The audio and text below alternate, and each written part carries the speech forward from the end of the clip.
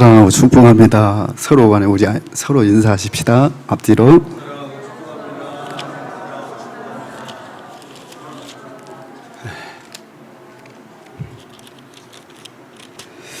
오늘은 8월 16일 어제가 광복을 맞은 지 몇 년입니까? 네? 70하고도 5년이죠. 45년이니까 46, 47, 48, 49, 50이니까 5년 하고 또 나머지 75년입니다. 75년.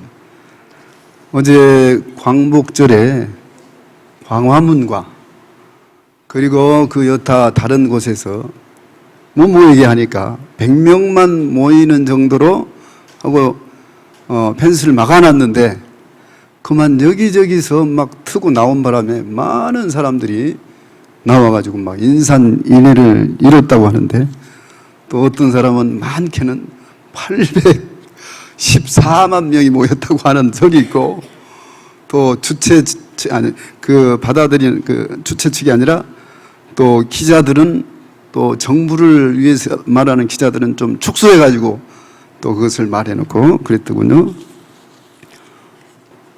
그저께 제가 우리 어머님 모시고 여기 세지병원에 갔더랬습니다. 근데 세지병원에 갔더니 문이 닫혀져 있었어요. 그래서 여기만 그런가 하고, 약방도 병원이 닫혀 있으면 약방은 약방도 닫혀져야 돼요. 그래서 보니까 약방도 닫혀 있었어요. 한의원은 어떤가? 한의원도 이렇게 어머니 이렇게 주물러 주시니까, 그래서 한의원도 한번 가봤어요. 가봤더니 전부 다 문을 닫았어요. 영산포도 갔더니 전부 다 문을 닫았어요. 병원이고 약방이고. 근데 어머님이 어제 그러시더라고. 어이, 자네는 젊은 사람 속에 속하지 않는가? 왜요? 아니, 젊은 사람들은 핸드폰을 보면 광화문에서 무슨 일이 있었다고 하는 거 그거 다 알 텐데 왜 자네는 모르는가? 알고 보니까 그 간호원이 전화가 왔는데 다 저 광화문에 가가지고 데모하러 갔었다고 그러시더군요. 그래서 약사, 의사들도 대단한 그런 애국자로구나, 그런 생각을 했습니다. 자관, 어제 엄청난 일이 우리나라에 있었던가 봐요. 오늘은 75주년, 우리 해방 75번째 광복절을 통해서 조국의 진정한 해방은 이라는 제목으로 말씀을 전하고 같이 은혜 나누고자 합니다. 오늘 본문은 유대 민족이 우상 숭배로 말미암아 바벨론에 70년간 포로되어 있다가 나중에서 이제 70년 만에 고국에 돌아오면서 그 감격을 표현한 내용이 오늘 본문입니다. 그래서 이러한 기쁨을 그들은 1절에서 뭐라고 했습니까? 1절과 2절에서 여호와께서 시온을 포로에서 돌리실 때 우리는 꿈꾸는 것 같았도다. 그때 우리 입에는 웃음이 가득하고 우리 혀는 찬양이 찼었도다 라고 표현하고 있습니다. 우리나라 역시 일제 치하에서 있다가 36년 만에 이렇게 해방하고 돌아올 때 얼마나 기뻤겠습니까? 그 감격은 이루 말할 수 없었을 것입니다. 그러면서 믿는 사람, 안 믿는 사람은 다들 이건 하나님의 은혜가 아니고서는 이렇게 될 수가 없다고 하면서 한간에 하나님께 안 믿는 사람들도 찬양하고 또한 엄청난 감격으로 충만했었다는 것입니다. 그러면 조국의 진정한 해방을 말씀드리기 전에 먼저 해방에 대한 개념 파악을 먼저 해봅시다. 해방은 무엇을 의미하는 것입니까? 그것은 종된 삶, 곧 속박된 삶에서 벗어나서 우리의 주권과 땅과 자유를 도로 찾은 것이 바로 해방입니다. 그런데 1910년 8월 23일 일본의 강제 압박에 의해서 이렇게 한일 합병을 이렇게 조인함으로써 우리나라는 그만 나라를 잃은 백성이 되고 해방이 되기까지 주권을 상실한 민족이 되고 말았습니다. 그 결과 어떻게 됐습니까? 농민들이 1년 동안 애쓰고 지어놓은 콩, 조, 보리, 쌀 등 이러한 모든 것들을 전부 전쟁 물자로 해가지고 수탈해 가버렸습니다. 그리고 자녀들은, 사내 아이들은 전부 다 징발을 받은 징병제를 통해서 일본 대동아 전쟁을 위한 총바지로 나아갔고, 안호자들은 일본 병사들의 이러한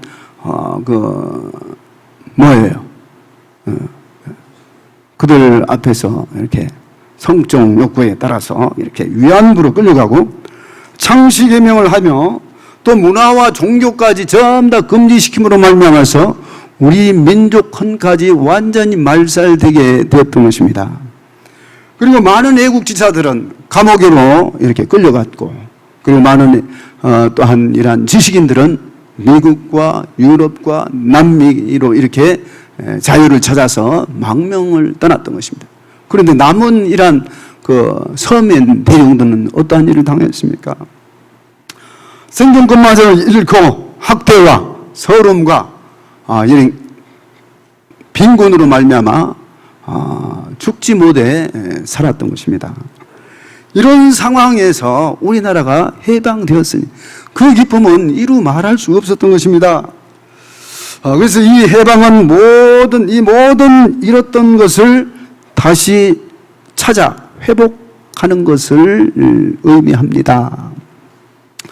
이스라엘 민족이 애굽에 430년간 종살이 하다가 해방되어 애굽을 떨쳐버리고, 그리고 홍해를 건넜을 때 안심이다 하며 그들은 얼마나 기뻐했겠습니까?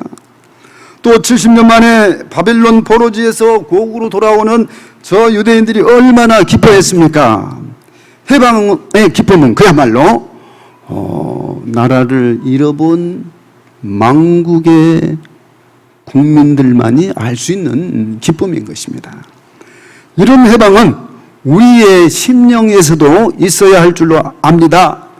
즉 이를 위해서 우리의 심령이 죄악으로부터 해방이 되어야 합니다.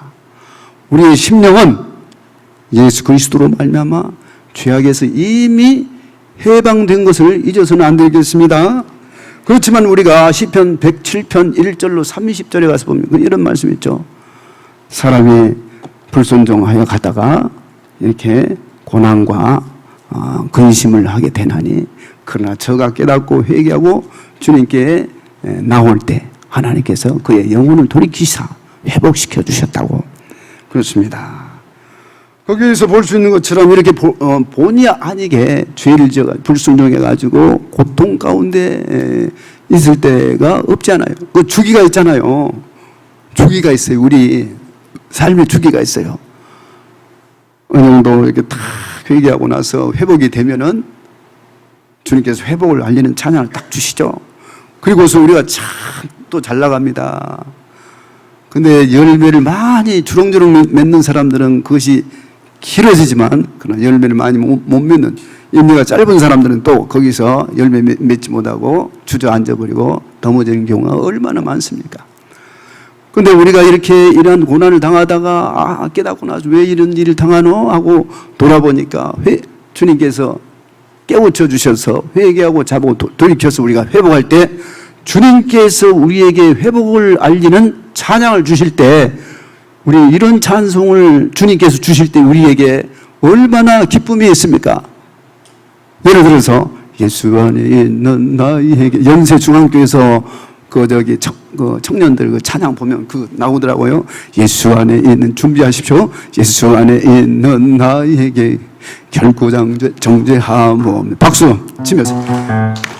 예수 안에 있는 나에게 결코 정죄함 없네. 시작. 영의 왕이 해방하였네.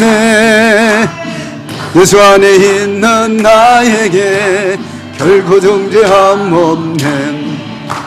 생명의 성령의 법이 해방하였네. 예수 안에 있는 나에게 결코 정죄함 없네.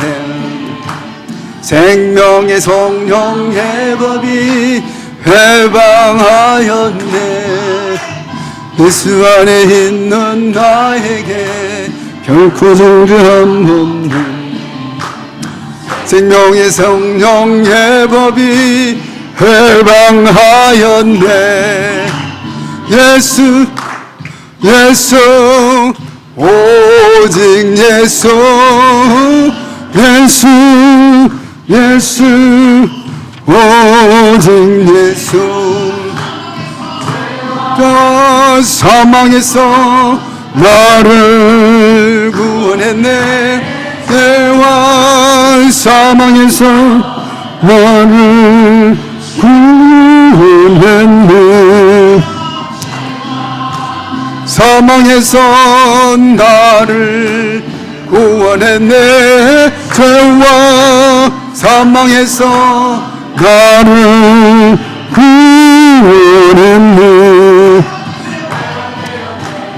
해방되었네. 죄와 사망의 법에서 해방되었네. 해방되었네. 죄와 사망의 법에서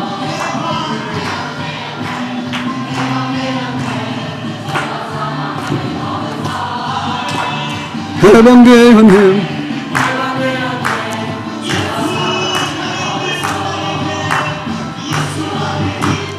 나에게 결코 정죄함 없네.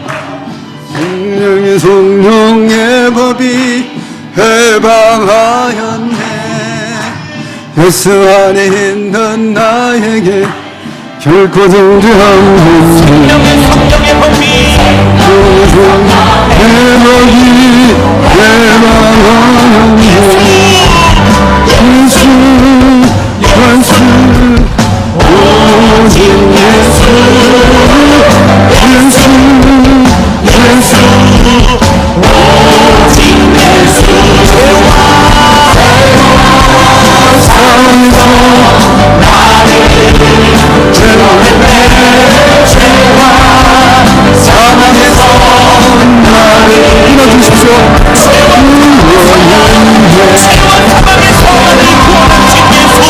감사합니다. 해방은 하나님의 큰 역사였습니다. 우리 다 같이 4절, 5절 말씀을 한번 띄워주시면 고맙겠습니다.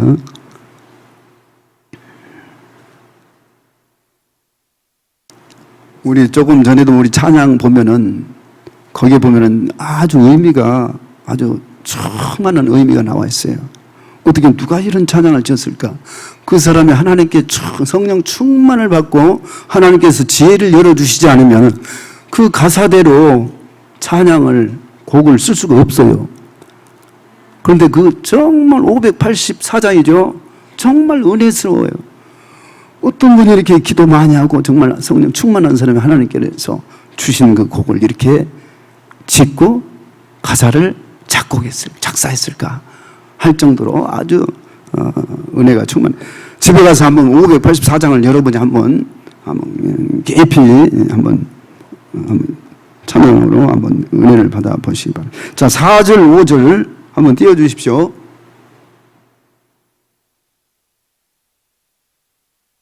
오늘 본문 126편 4절,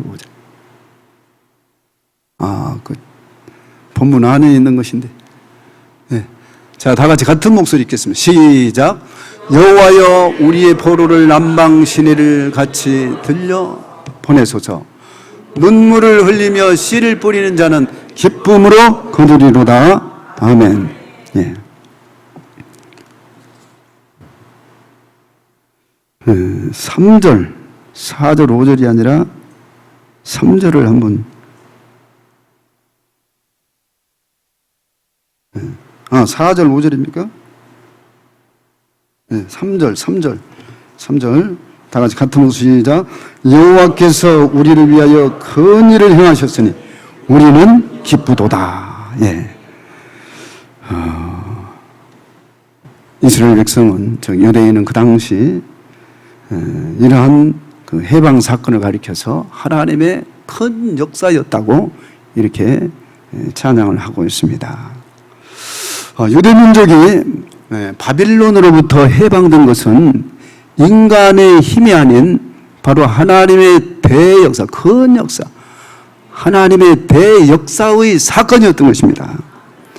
또 애굽의 400년 종살이에서도 이끌어내실 때도 하나님의 대역사로 그들은 가나안을 향하여 걸어갈 수 있었던 것입니다. 오늘 우리의 조국도 마찬가지입니다.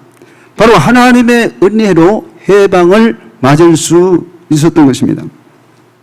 물론 조국의 해방을 위하여 많은 독립투사들이 이렇게 열심히 뛰고 했다고 하는 것을 부인할 수는 없지만 그러나 역부족이었던 것입니다. 우리 민족 자체만으로는 어떻게 할 수가 없어요. 미국도 알아줍니까? 그렇다고 불란서가 알아줍니까? 영국이 알아줍니까? 누구 하나 우리나라를 알아준 사람이 있었습니까? 아무도 없었어요. 바로 하나님께서 하신 것이죠. 그래서 만일 하나님이 일본과 우리 사이에 이 일을 개입하지 않고 그대로 놔두더라면 결코 우리나라는 해방될 수 없었던 것입니다. 그러나 하나님께서는 연합군을 동원시키시고 또한 저 애굽에 재앙을 내린 것처럼 일본의 원자폭탄을 투하시키도록 역사하셨던 것입니다. 그래서 일본이 메가더 원수에게 항복하고 말지 않았습니까? 한마디로 우리나라의 해방은 하나님의 대역사로 얻은 축복임을 믿으시면 아멘 하시기 바랍니다. 세 번째는 일본으로부터 해방은 반만의 해방임을 우리가 믿으시길 바랍니다. 자, 우리 다 같이 4절, 5절 말씀을 한번 봅시다. 자, 4절, 5절. 다시 한번 4절하고 5절. 시작. 여호와여, 우리의 포로를 남방 시내들 같이 돌려보내소서. 눈물을 흘리며 씨를 뿌리는 자는 기쁨으로 거두리로다. 아멘.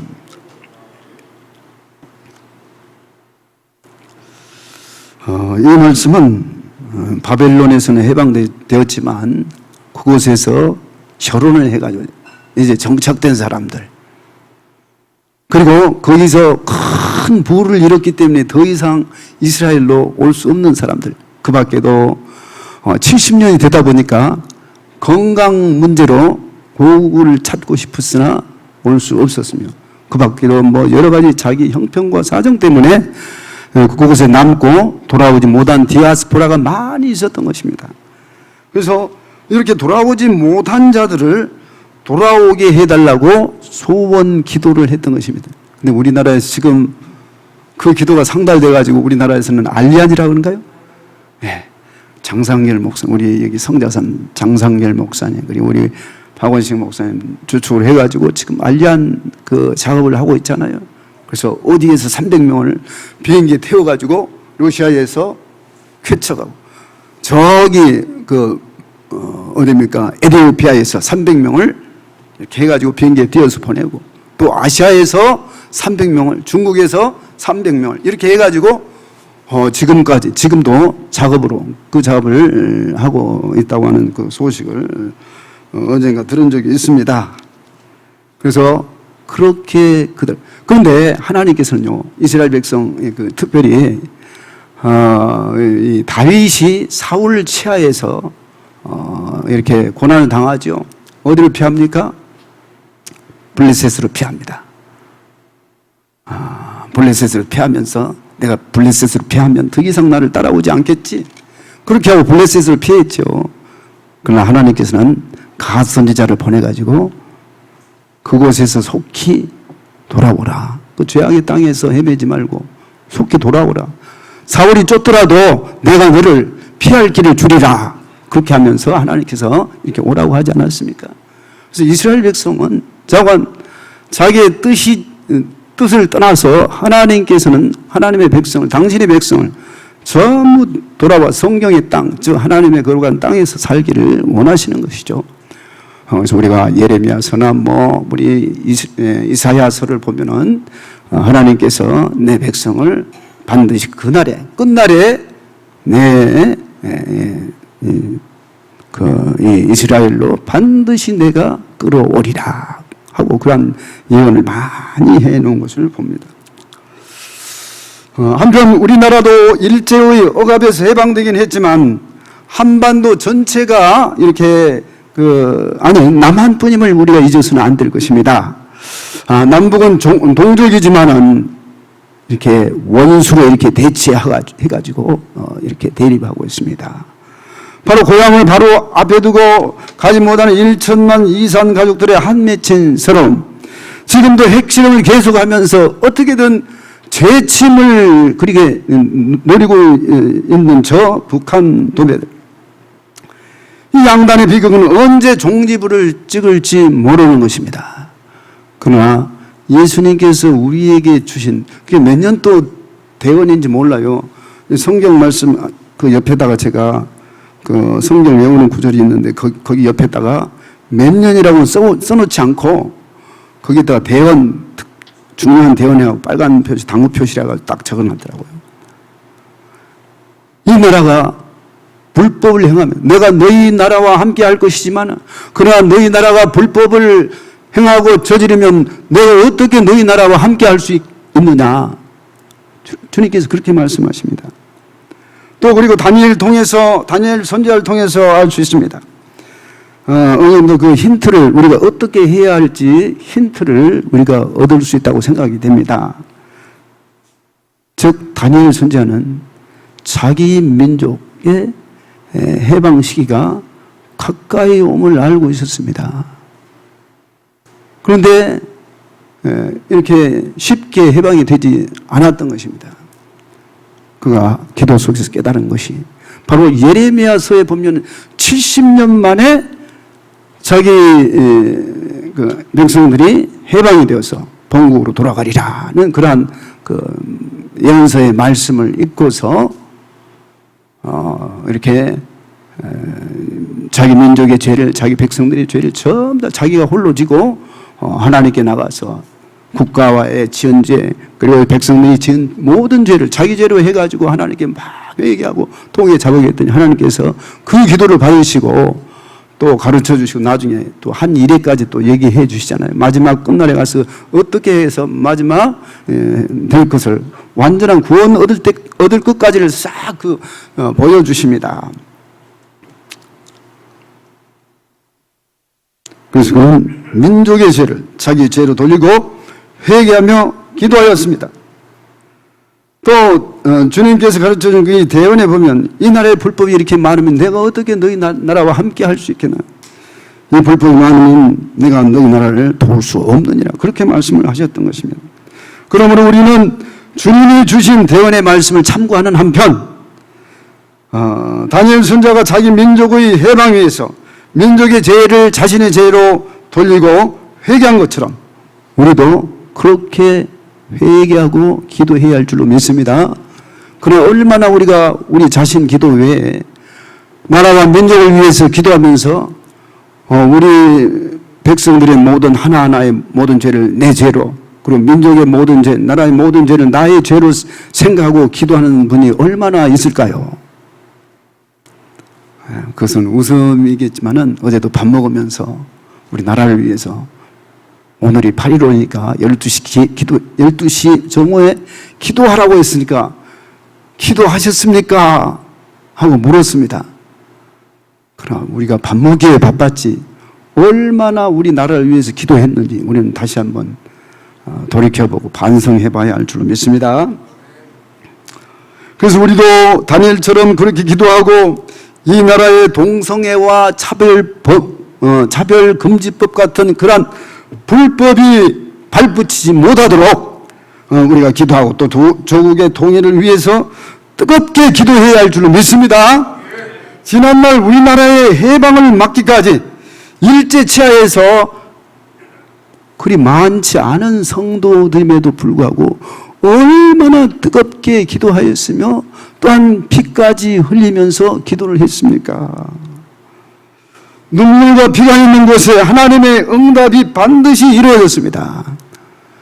50년 잿더미에서 출발한 우리나라가 이제는 예수를 믿어서 천국이나 가자 하고 많은 사람들이 믿게 되어서 또 교회를 나오고 또 새벽에는 회개 잡아가면서 이 나라와 이 민족을 위해서 가정을 위해서 또 얼마나 기도한 그 결과 오늘날의 우리나라의 이러한 산업을 이루고 세계 6대 강력한 군대의 국가가 되었으며 세계 10대 수출 국가가 되었으며 여러 가지 면에서 이렇게 선진 국가가 될 수 있었습니까?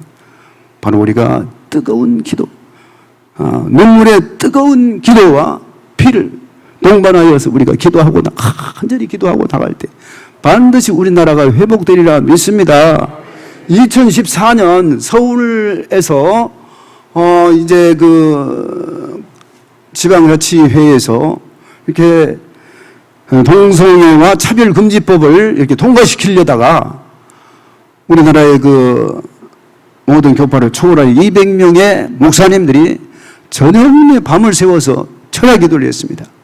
그리고 2만 명이 넘는 그러한 그 청년들이 결사 반대를 하며 저지하면서 이렇게 하고 나갈 때 그것이 100% 완전 100%가 통과되어야 이게 통과되는 것이지 뭐 70% 80% 가지고는 통과되지 않는 것이었죠. 그래서 결과적으로 그러한 강력한 그러한 대처 그리고 간절한 기도 뜨거운 철야 기도하면서까지 하나님께 간절히 비를 맞으면서 기도할 때 그것이 통과되지 못하고 오늘날까지 이어온 것을 우리는 알아야 할 것입니다. 그러므로 우리 한국 교회의 우리는 기도할 때 한국 교회의 변화와 그리고 특별히 우리가 기도해야 할 것이 있습니다. 많이 있어요. 다음 대통령을 위해서 기도할 때는 하나님을 경외하는 아주 믿음을 가진 순수한 대통령이 당선되게 해달라. 그렇게 함으로써 우리의 나라가 믿음의 반석 위에서 하나님 앞에 깨끗한 국가로서 우리가 하나님의 도우심을 받아 이렇게 반석 위에 걸어가게 될 때 하나님께서 도와주심으로 우리나라가 선진국의 대열에 들어가며 전 세계를 우리가 또한 장악하게 되며 하나님께서 우리나라를 통하여 귀하게 크게 사용하여 주실 줄로 믿습니다. 그리고 이렇게 또한 하나님을 경외하는 대통령을 위해서 기도하고 또한 이웃 불신자의 구원 위해 기도하고 우리가 또 저 북한을 위해서 기도해야 할 것이 있어요. 어떤 대원에 보니까 2010 몇 년, 13년인가 14년인가 어디 잘 모르겠는데 저 북한은 반드시 내란으로 말미암아 무너지게 된다는 거예요. 여러분이 기도할 때 분명히 그렇게 기도하시기 바랍니다. 아버지 하나님 저 북한은 내란으로 인해서 무너지게 하여 주옵소서. 올해 6월 달에 6.25쯤 되었을 때 유튜브에 올라왔는데 미국에서 기도 많이 하는 그 영성가가 있었습니다. 하나님께서 1950년 때부터 70년 넘게 대한민국을 놓고 기도하는데 올해도 6.25 때 어김없이 기도를 시키더라는 거예요. 무슨 기도냐면은 저 북한은 내란으로 말미암아 반드시 무너지게 된다. 그러니까 지금 북한에는 지금 어느 정도 요새 우리가 정확한 제보가 이제 제보를 믿을 수도 없고 우리가 알 수도 없기 때문에 모르지만 그러나 그 목사님이 분명히 그 하나님께서 주신 말씀을 유튜브에 올려놓은 것을 봤습니다. 곧 북한이 무너지리라. 저도 7월에 하나님께서 아침에 일어났는데 통일이요. 통일하고 막 입에서 팍 나오더라고요. 그래서 지금 이미 북한은 암투가 시작되지 않았는가 그런 생각을 해봅니다. 그래서 내란이 아닌 것은 북한은 무너질 수가 없습니다. 그리고 무기들은 전부 다 원자폭탄이고 모든 재래식 무기들 간에 전부 녹슬게 하여 달라고. 또 땅굴은 그들이 전선을 엄청나게 이렇게 깔아 놓아가지고 막 그냥 헷갈리게 된다는 거예요. 그래서 하나님께서 그것을 놓고 기도를 하는 거예요. 전선을 헷갈리게 해서 통하지 못하게 제대로 불을 켜지 못하게 해달라. 그렇게 기도하라고 하는 것입니다. 그리고 더 나아가서 남북 통일되어 저 북한에도 곳곳에 세워져 가지고 옛날 북한이 일제시대 때 그 북한 교회만큼 이렇게 회복되게 해달라고 우리는 기도하고 나가야 할 줄 압니다. 그래서 이렇게 회복되게 해달라고 사랑의 뜨거운 눈물의 기도가 있을 때 반드시 하나님께서는 때가 이름에 남북 통일은 이루어 주시고 수많은 영혼이 주님께로 돌아오는가 하면 또한 우리 조국을 통해서 하나님께서 만민을 구원해 주실 줄로 믿습니다. 네 번째 아주 중요합니다. 우리 저기 칠판용 앞에다가 좀 놔주시면 고맙겠습니다. 우리 민족의 진정한 해방은 남북 통일에서 끝나지 않고 오늘 우리 대헌의 속에서도 이미 나왔습니다만 이스라엘의 저 복음 전파로 됐습니다. 이스라엘의 복음 전파로 예수 그리스도 안에서 셈의 3대 손인 에벨의 두 아들의 후손이 하나가 되는 것입니다. 자, 여러분 한번 창세기를 한번 펼쳐보세요. 창세기 9장.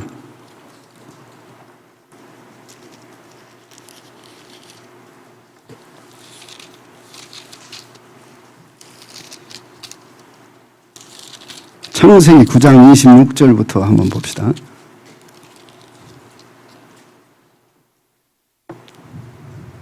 (11쪽) 다 같이 시작. 또 이르되 셈의 하나님 여호와를 찬송하리로다. 가나안 셈의 종이 됐습니다. 그렇게 해서 예수 그리스도 안에서 셈의 3대 손인 에벨의 두 아들이 누구예요? 벨렉과 욕단입니다. 그리고 벨렉에서 쭉 내려와서 보면은 이스라엘 백성이 나와요. 아브람과 다윗, 그 다음에 예수님이 나오고, 욕단의 후손은 13명의 아들이 딱 됩니다. 그래서 그 벨렉과 욕단의 후손인 우리가 하나가 되는 것까지가 바로 우리 조국의 진정한 해방입니다. 왜냐하면 하나님께서는 방금 우리가 9장 26절에서 본 것처럼 셈의 하나님 여호와를 찬송하리로다라고 했습니다. 그러니까 하나님이 셈을 통해서 찬송을 받으시겠다는 거예요. 자, 10장에 가서 우리 한번, 그러면 셈의 3대 손이 누구예요? 셈의 세 번째 아들이 아르박삿, 그 다음에 아르박삿의 아들이 셀라의 아들이 에벨, 셈의 3대 손인 이 에벨에게서 에벨이 430년 동안 자녀를 낳았는데 딱 두 사람만 성경에 기록되고 다른 두 사람 외에는 전부 다 성경에 기록된 것이 없어요. 그 두 사람의 이름이 누군 줄 아십니까? 바로 벨렉과 욕단입니다.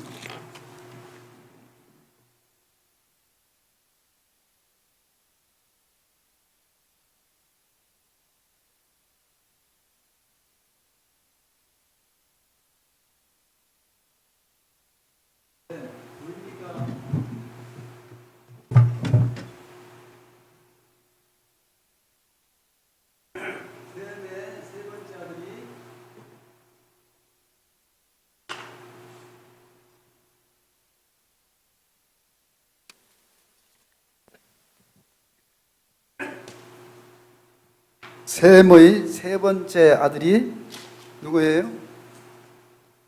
아르박사.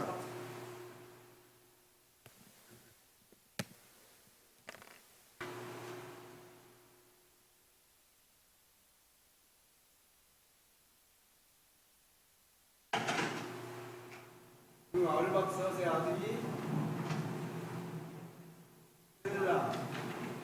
셀라의 아들이 에벨. 에벨의 아들이 두 아들 434년간, 430년간 수많은 아들을 낳는데 그 중에 딱 두 아들만 성경에 기록됩니다. 세상에 이제 바빌론에 이제 그 홍수가 나가지고 그 당시 사람들이 우리가 홍수로부터 다시는 이렇게 당하지 않겠다 하면서 탑을 쌓잖아요. 근데 하나님께서 무너버리죠. 그래서 세상이 완전히 갈라지는데 이때 갈라질 때 난 아들이 에벨의 장자가 벨렉입니다. 그리고 두 번째 아들은 욕단입니다. 근데 이 에벨의 자손 중에 벨렉은 11장으로 넘어가면서 얘기를 하고 그 다음에 욕단을 여기서 그 가계를 쭉 얘기하는데 여기서 13아들이 납니다. 욕단에 의해서 13아들. 근데 이들은 이제 벨렉이 태어났을 때 이제 여기서 올라가요. 메사가 어디냐면 메사가 이란인데 메사에서부터 스발로 가는 동편산으로 그들의 그 정함을 정하더라. 동편산은 어디입니까? 우리 한국이 동이족이잖아요. 동이족, 동쪽. 스발은 메사에서 스발로 가는 동편산이라고 하는 스발은 어디입니까? 오늘날의 시베리아지, 시베리아. 그래서 욕단의 거주지가 그렇게 가고 나중에 벨렉은 여기서 있는 그 장소에서 떠나서 서쪽으로 가가지고 오늘날의 이스라엘이라고 갑니다. 근데 이 벨렉의 자손에서 누가 납니까? 바로 아브라함이 나오고 아브라함의 후손으로 다윗이 나고 그 후손으로 예수님이 태어나시죠. 그렇게 해서 이렇게 나가는데 우리 다 같이 창세기 11장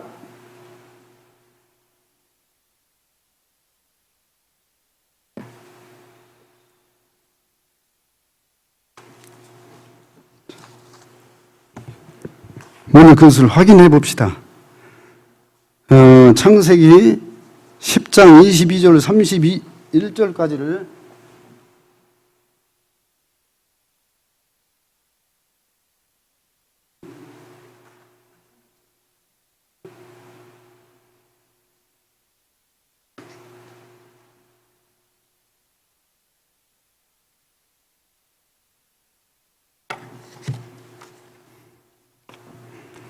이번에 우리가 그 1차 부흥회 때 또 통일과 우리는 하나라고 해가지고 우리 대한민국과 이스라엘이 하나라고 하지 않았습니까? 근데 그것을 정확한 규명을 해줘야 합니다. 그것을 이미 창세기에서부터 그것을 분명히 밝혀놓고 있는 것입니다.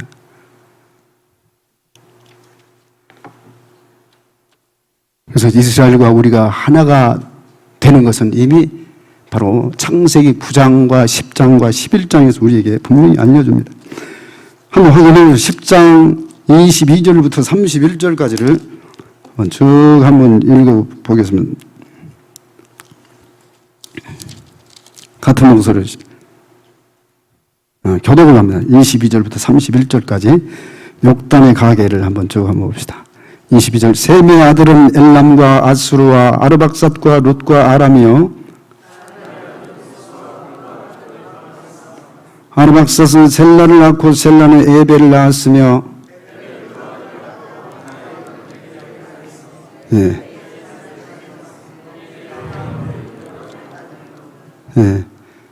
에벨의 장자가 누구라고요? 벨렉이죠. 그 다음에 차자는 아우의 이름은 욕단이라고 그랬죠. 자, 욕단의 그 자녀들 한번 봅니다. 26절. 욕단은 알모닷과 셀렙과 하살마옒과 예라와 우발과 아비메아일과 스바와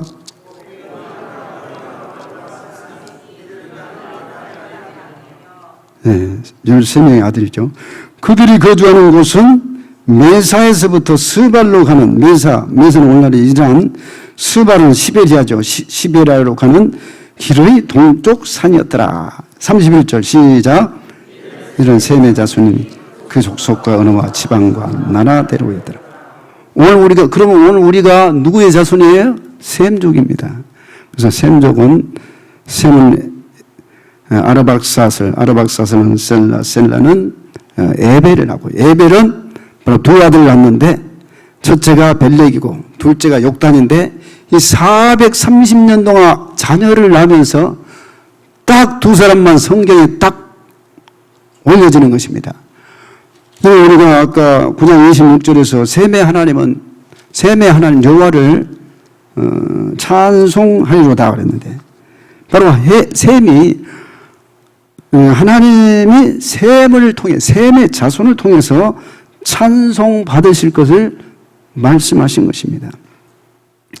그러면 우리가 또 다시 벨렉 자손을 한번 또 10절 말씀, 11장 10절부터 27절까지 쭉 한번 봅시다. 창세기 11장 10절. 셈의 족보는 이러하니라. 셈은 100세 곧 홍수 후 2년에 아르박사스를 낳았고, 아르박사스는 35세에 셀라를 낳았고, 자녀를 낳았으며, 셀라는 30세 에벨을 낳았고,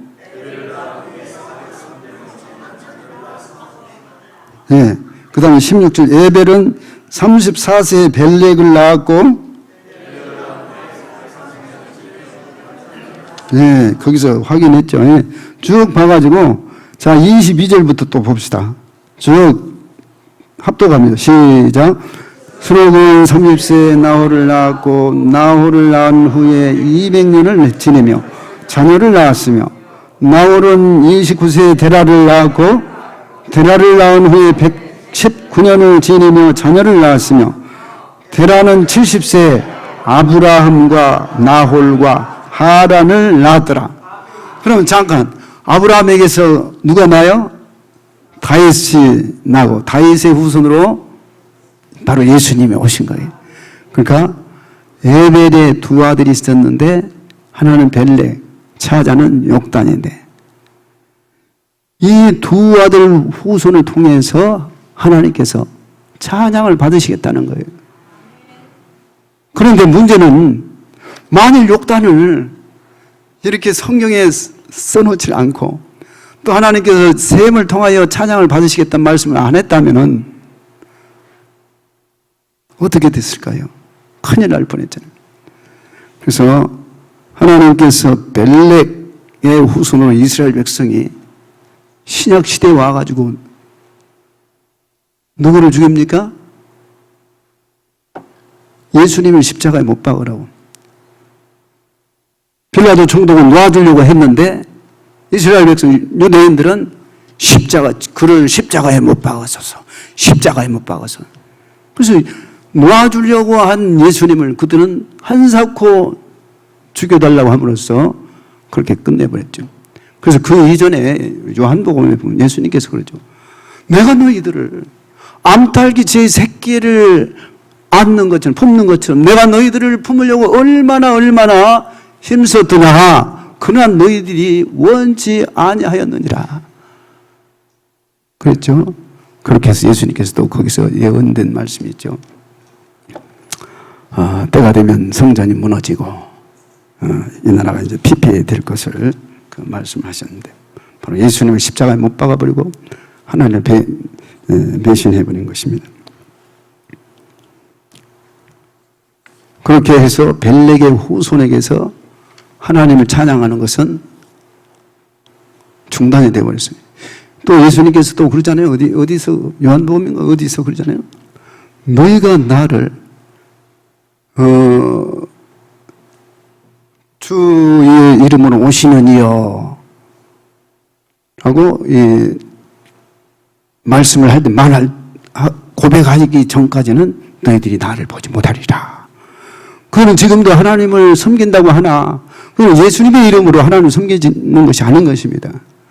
정말 구약에 오늘 또 지금 제사를 지내고 있잖아요.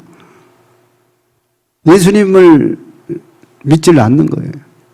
그래서 그들의 봉사는 바로 신약시대 예수님 오시기 전까지 봉사로 끝내버리고 그 다음에 그것이 흘러 그 다음에 바울사도 이방으로 전도해서 저 유럽으로 와가지고 야베 족소로 쭉 돌아가 나중에 오늘날에 이르러서 이 미국까지 복음이 전해지잖아요. 미국이 불과 짧은 시간에 200년 만에 이렇게 세계를 복음화를 시키고 그 바톤이 누구에게로 갑니까? 물론 캐나다도 있고 호주도 있지만 점점점 그들의 선교사는 숫자가 줄어들지만 우리 한국은 지금 점점점 늘어가는 것입니다.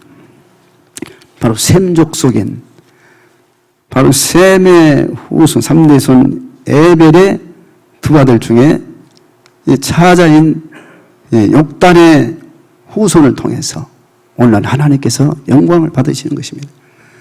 그래서 그들이 마지막 이스라엘을 찾아서 복음을 배반한 예수님을 배반한 이 이스라엘을 구원시키기 위해서 마지막 우리 한국이 남북이 통일되면 남북이 통일되어서 마지막 순교지 저 이스라엘 가가지고 복음을 전하게 된다고 했습니다. 그것을 통해 하나님께서 큰 영광을 받으시 이스라엘이 구원된다고 하는 것이죠. 그래서 우리 민족과 조국의 진정한 해방은 남북 통일에서 끝나지 않고 더 나아가 예수 그리스도 안에서 셈의 3대 손인 에벨의 두 아들 벨렉과 욕단의 후손인 우리가 이스라엘과 우리가 하나가 되는 것까지가 조국의 진정한 해방인 줄로 믿습니다. 결론입니다.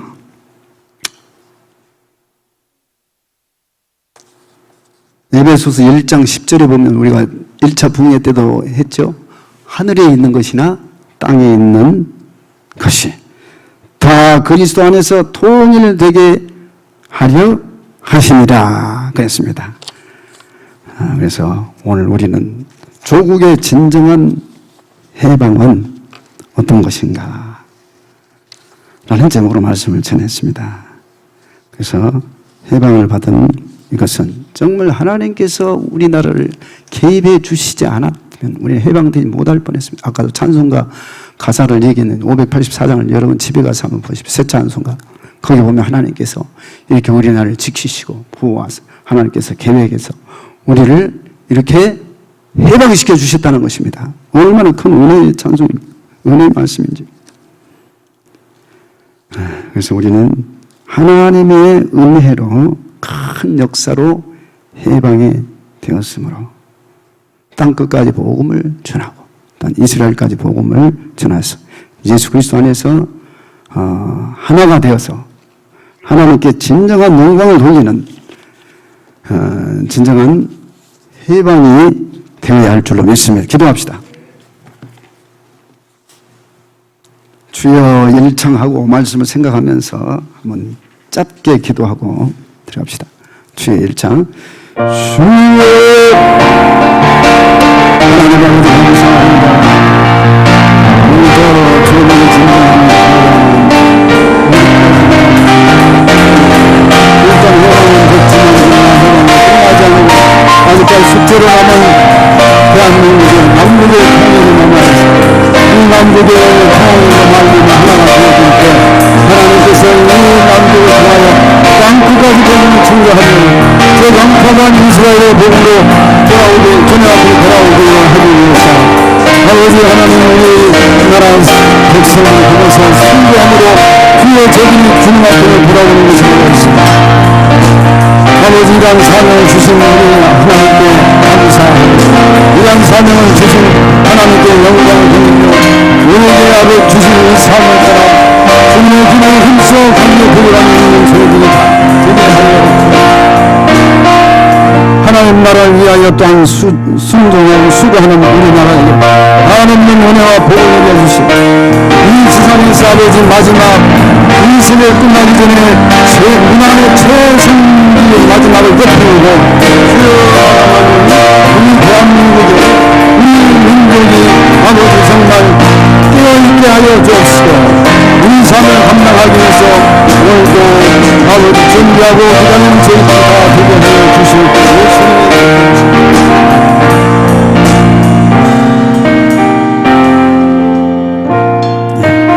우리 다 같이 369장 찬송